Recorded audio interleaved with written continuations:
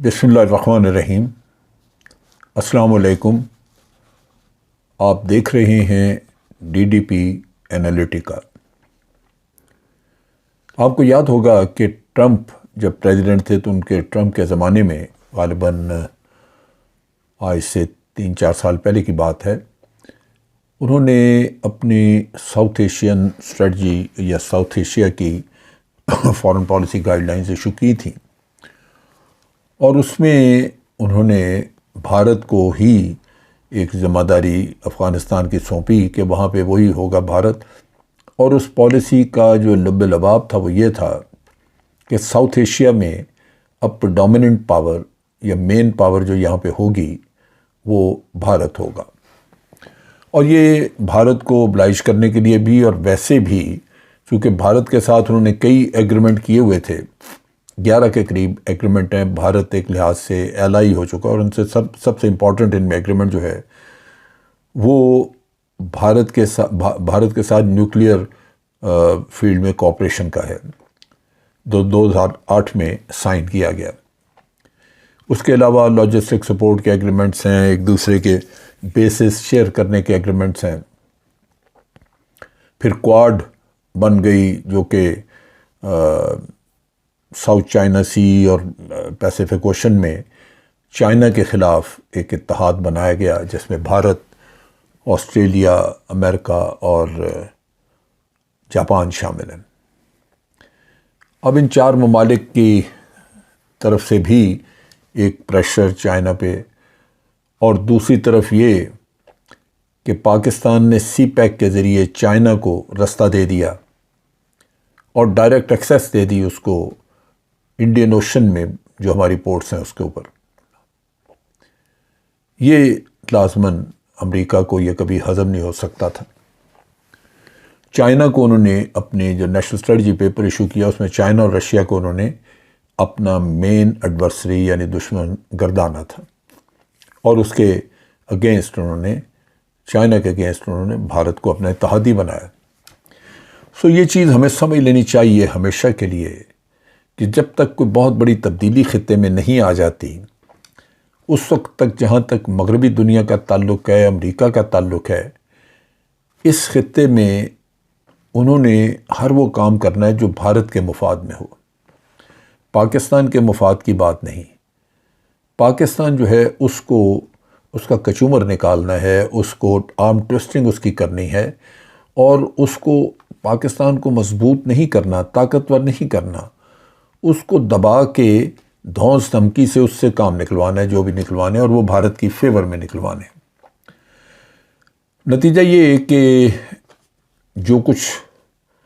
آج regime change کے معاملے میں ہوا، وہ اب مانے نہ مانے بہت سارے لوگ ابھی کہتے ہیں کہ جی نہیں، ثبوت نہیں ہے، ثبوت واضح نہیں ہے۔ ثبوت جیسے جو بائیڈن آ کے گھر میں کسی کے مہیا کرے گا وہ تو نہیں ہوتا۔ یہ چیزیں کبھی کسی زمانے میں سامنے آ جائیں گی، اور آپ کو وہ ثبوت بھی نظر آ جائیں گے، اس لیے کہ CIA کے پیپر جو ہیں وہ کسی نہ کسی وقت آ کے جب وہ ڈاؤن کلاسیفائی ہو جاتے ہیں تو پھر وہ چیزیں سب کے سامنے آ جاتی ہیں۔ ہمیں مختلف ذرائع سورسز سے کچھ نہ کچھ انفارمیشن ملتی رہتی ہے۔ پچھلے دنوں بین نارٹن ایک ان کے ہیں کمنٹیٹر، انہوں نے کمنٹری کی، اس میں انہوں نے کہا کہ یہ رجیم چینج جو ہوئی ہے یہ بالکل یہ امریکہ اس کے پیچھے ہے۔ اسی طرح 1-2 اور انسائڈرز تھنک ٹینک کے لوگوں نے جو انٹرویوز وغیرہ دیے، اس میں بھی انہوں نے یہی اندیا دیا کہ امریکہ کا انٹرسٹ یہاں پہ یہی ہے کہ پاکستان سے بھارت کی خدمت کروائی جائے، یعنی بھارت کے تابع کروا دیا جائے،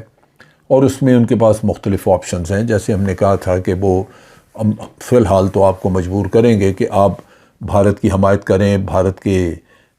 ساتھ تعاون کریں، ان کو رستہ دیں سینٹرل ایشیا کا،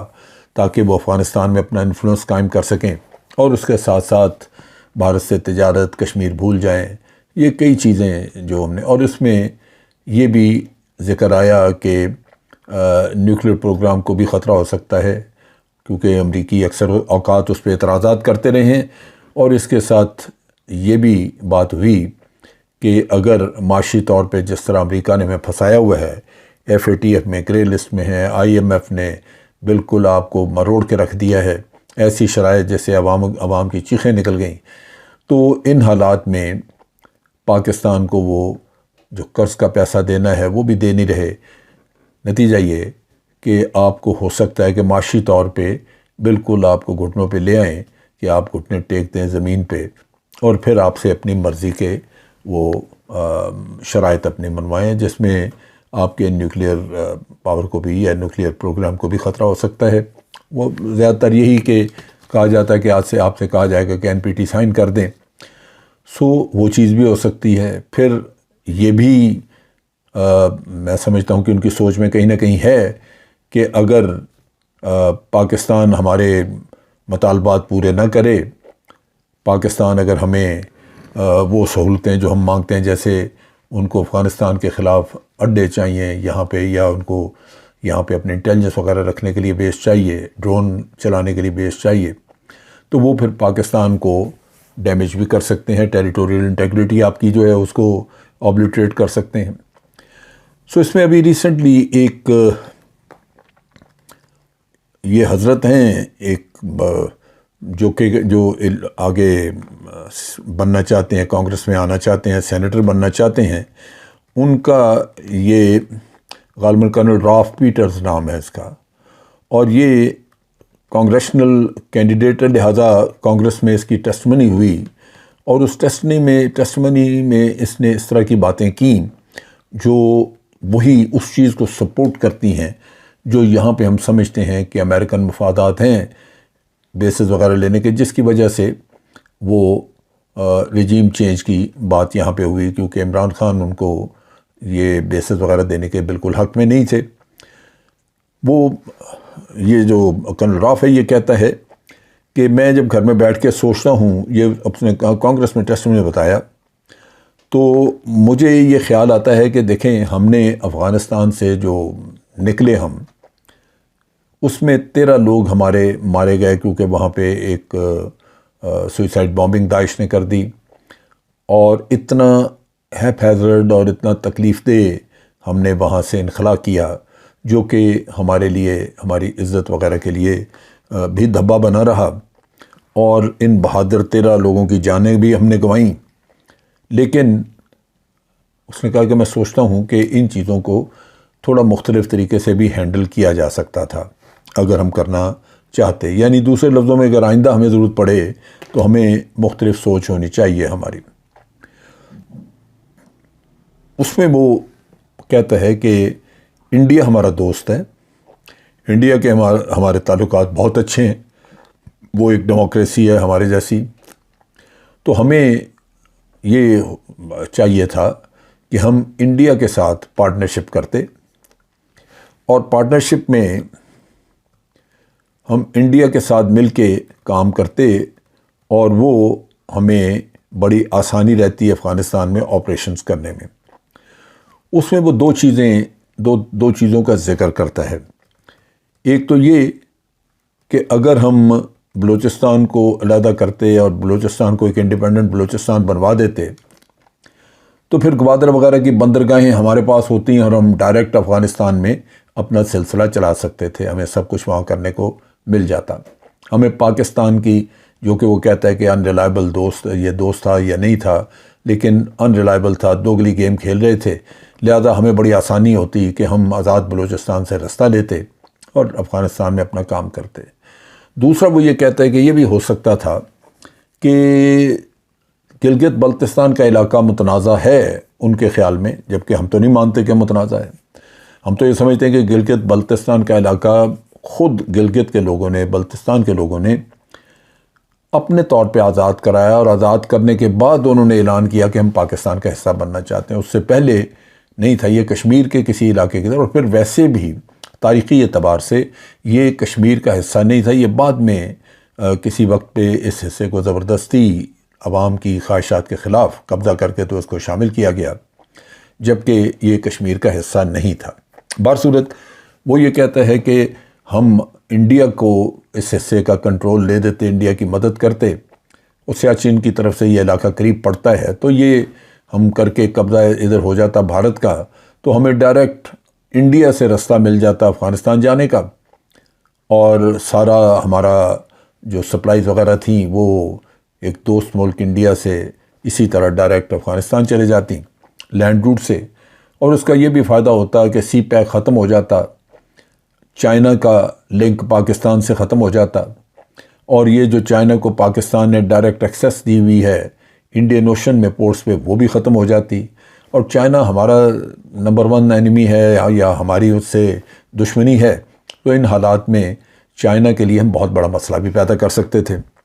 مجھے یاد ہے کہ ایک زمانے میں جب یہ ہم نے نیا سی پیک کا قصہ شروع کیا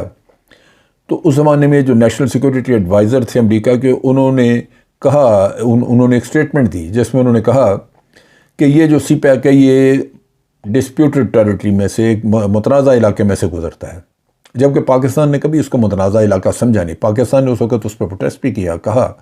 کہ یہ متنازع نہیں، اور پھر انہوں نے اپنا بیان گول کر دیا، لیکن اس سے وہ امریکی سوچ پتہ لگتی ہے۔ یہ تو ہے ان کی سوچ، اور وہ اس علاقے میں کیا ارادے رکھتے ہیں، اور جس میں پاکستان کی سلامتی ان کے لیے کوئی خاص معنی نہیں رکھتی، اس میں ان کے اپنے مفادات اور بھارت کے مفادات جو ہیں وہ معنی رکھتے ہیں۔ لہذا وہ سمجھتے ہیں کہ اگر یہ گلگت اور بلتستان انڈیا کے کنٹرول میں چلے جاتا ہے، جو اب بھی پاسبلٹی ہے کہ وہ اس طرح کی حرکت کرنے کی کوشش کریں، اگر یہ ان کے کنٹرول میں چلے جاتا ہے تو ان کے سارے مسئلے حل ہوتے ہیں کہ افغانستان کے ساتھ ڈائریکٹ ایکسیس، انڈیا میں بیس لیں، اور یا گلگت بلتستان وہاں سے بیس بنا کے تو افغانستان میں ڈرون بھی لے کے جاتے رہیں، انٹیلیجنس بھی وہاں سے اپنی ان کی کام کر سکتی ہے، اور اس کے علاوہ چائنا کے ساتھ بھی سکور سیٹل ہو سکتے ہیں کہ چائنا کو جو بہت بڑا ایک لنک مل چکا ہے انڈین اوشن کا گوادر پورٹ کی وجہ سے، وہ ختم ہو جائے گا۔ اب یہاں پہ یہ تو ہو گئی ان کی سوچ۔ اب اگر آپ تعاون کی بات کریں، کیونکہ یہ ساری چیزیں جو ہیں یہ امپلیمنٹ ہونی تھیں، یہ تبھی ہو سکتی ہیں اگر ان کو پاکستان میں کوئی مددگار ہو، یعنی سازش میں شریک اگر لوگ یہاں کے ہوں گے، تعاون یہاں سے ملے گا تو سازشیں جو ہیں وہ امپلیمنٹ کرنی آسان ہو جاتی ہیں۔ اور اس میں آپ دیکھیے ایک بڑے عجیب سے واقعات ہوئے، بڑے شرمناک سا۔ ابھی یہ برطانوی ایمبیسی میں ملکہ برطانیہ کی غالباً برتھ ڈے کا فنکشن تھا، اس پہ انوائٹڈ تھے محترم شہباز شریف صاحب۔ اب ان کی تصویریں آئی ہیں، دیکھ کے دل کو دکھ ہوتا ہے، شرم آتی ہے کہ یہ کیا لوگ ہیں، ان کو اپنی عزت کا خیال نہیں تو اپنے ملک کی عزت کا خیال کریں، لیکن کریں کیا؟ اپنی عزت سے بڑھ کے ان کو اپنے وہ اثاثے مال جو انہوں نے انگلینڈ میں رکھا ہوا وہ زیادہ عزیز ہے۔ لہذا جو تصویر آئی اس میں آپ دیکھیے کہ اپنے ہاتھ سے شہباز شریف برطانیہ کے سفیر کو اپنے ہاتھ سے کھلا رہے ہیں، اس کے منہ میں چمچ ڈال رہے ہیں۔ آپ امیجن کریں کیا یہ چیزیں زیب دیتی ہیں؟ آپ ان کے ملازم ہیں، آپ بیٹ مین ہیں اس کے، آپ نوکر ہیں اس شخص کے، وہ ایک امبیسڈر ہے، آپ وزیر اعظم ہیں، لیکن کیا کریں؟ انہوں نے پھر بھاگ کے جانا ہے لندن، انگلینڈ جائیں گے، ان کی سڑکوں پہ پیدل بھاگتے نظر آئیں گے، ٹیکسیاں کراتے، وہاں پہ پاکستانی ان کو ننگی گالیاں نکالیں گے، لیکن وہ کھانی ہے کیونکہ وہاں پہ دولت رکھی ہوئی ہے۔ تو ان چیزوں کو اگر آپ دیکھیں تو آپ کو اندازہ ہو جاتا ہے کہ ہمارے یہ جو حکمران اور لوگ ہیں ان کی قربتیں کہاں ہیں، ان کی محبتیں کہاں ہیں؟ وہ جہاں محبتیں ہیں وہاں سے جو کچھ کہا جائے گا وہ کریں گے۔ اسی طرح ہمارے جو امبیسڈر ہیں، ریٹائرڈ امبیسڈر باسط صاحب، ان کے بارے میں آج پتہ چلا کہ انہوں نے غالباً کہیں سے سنا ہے کہ بلاول جب گئے وہاں پہ، بلاول امریکہ گیا ہوا تھا، وہاں پہ بات چیت میں تو یہ وہاں پہ ان کو انڈیکیشن دے آئے ہیں کہ اگر ہماری حکومت ہوئی تو انڈیا کو جو پرماننٹ سیٹ یونائٹڈ نیشن کی لے کے دینا چاہتا ہے امریکہ، سیکورٹی کونسل میں پرماننٹ ممبرشپ، کہ وہ P5 کے بجائے P6 ہو جائیں، کہ بھارت بھی وہاں پہ ایک پرماننٹ ممبر بن جائے اور اس کے پاس ویٹو پاور ہو، اور پاکستان کا تو پھر اللہ حافظ۔ تو وہ کہتے ہیں کہ بلاول وہاں پہ اس چیز پہ رضامندی ظاہر کر رہے ہیں۔ یہ جہالت زدہ لوگ ہمارے پلے پڑے ہوئے ہیں، جن کو فورن پالیسی کا تجربہ نہیں، ملک کے مفادات کا اندازہ نہیں، لیکن کیا کریں، یہ ان کے والدین کی جاگیر ہے، بٹوارا ہے، جس طرح جی چاہیں کر لیں کہ اس کو بنا دو، یہ اس کو دے دو، یہ فورن منسٹر بن گیا، یہ گورنر لگ گیا، یہ چیف منسٹر بن گیا، گھر کا مال ہے، باپ بیٹا بیٹھے ہوئے ہیں۔ یہ وہ دکھ ہے جو پاکستان جس میں سے گزر رہا ہے اس کا ادراک کرنا چاہیے۔ میں جو یہ ویلاگز کرتا ہوں، کوشش یہ ہوتی ہے کہ میرے اپنے دیکھنے والوں میں اس بات کا ایک احساس پیدا ہو، ان کو اندازہ ہو کہ یہ جو باتیں ہوتی ہیں، سازشیں وغیرہ، یہ قصے، یہ کوئی خیالی باتیں نہیں ہیں۔ بدقسمتی سے ہمارے اپنے لوگوں کے مفادات جو ہیں وہ ان مغربی ممالک کے مفادات کے ساتھ ملتے ہیں، اس لیے کہ انہوں نے وہاں جانا ہے۔ تو یہ بدقسمتی ہے۔ یہ آج جو ڈیولپمنٹ ہوئی یہ دیکھا تو اس سے افسوس ہوا کہ ہم کس راستے پہ چلے ہوئے ہیں۔ بہر صورت اللہ تعالیٰ سے دعا یہی ہے کہ رب العالمین یا تو ان کو ہدایت دے دے، اور اگر ان کی ہدایت نہیں ان کو دی جا سکتی تو رب العالمین ان کو نشان عبرت بنا دے، لیکن اس وطن عزیز کو چلتا پھرتا، ہرسا بستا اور ایک ہرا بھرا چمن، یہ میرا مالک سلامت رکھے۔ آج کے لیے اتنا ہی۔ افواج پاکستان زندہ باد، پاکستان پائندہ باد۔